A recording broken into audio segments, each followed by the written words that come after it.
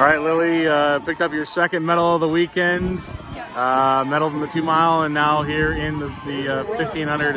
How's it feel? Feels great, you know.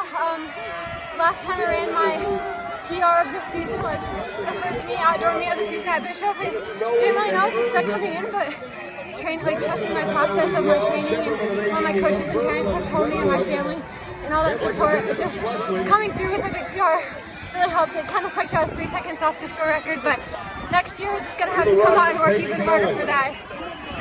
You were right there with right away from the beginning. You stayed with the leaders the whole race for the most part. How did that feel running with pretty much top pack? You know, I really felt great the whole race. I mean, it's a mile, it's kind of gruesome on your legs and like on your breathing, but just staying like mentally strong the whole race is really hard, and I felt like I did that today. What was your strategy coming in? I knew that I wasn't ranked what I knew I could run, or seeded, I mean, and just coming in and knowing that I am good enough to run with the lead pack and just like trusting my training and trying to finish where I thought I could place, and it worked, so I felt like that. Some local girls that were around you as well. Addison finishes right ahead of you.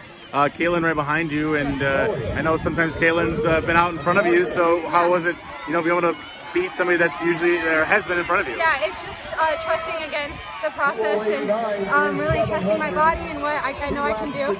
So at the end of the day, I just ran my hardest. They ran great races today too, so I think all in the top 8, so we all medaled, and it was a great race today. Perfect weather out. Can't ask for more. You talked about your support. That was kind of like the first way you looked. Your family is sitting just past the finish line, and you looked at them, and they were cheering for you the whole way.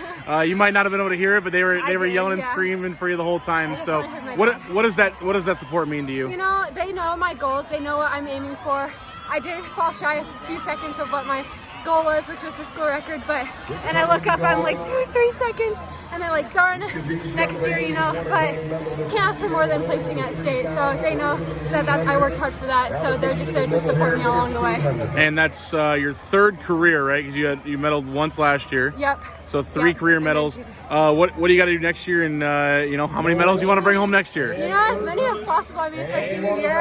I'll definitely put in a lot of training over the summer. I put in a lot over the off season and stuff like this past year, but just putting in more, making sure I'm making every practice day to the best of my ability and practicing as much as I can. So last question for you, how much time do you kind of let yourself relax before you start preparing for the cross country season? I'm gonna probably take a few weeks to let my body I've been through some injuries this season with my calves, my quads, and my left hip, so I'll probably just let that rest and run for fun for a little bit, enjoy it, because it is something I love to do on my free time, so not really get into the grind of things until like later, a few weeks later, just let my body recover and make sure I'm staying motivated throughout the whole rest of the year, because otherwise I'd be running year round and like training year round, and that gets kind of tiring to stay motivated. So. Awesome. Yeah. Lily, thanks so much for your time. Thank you.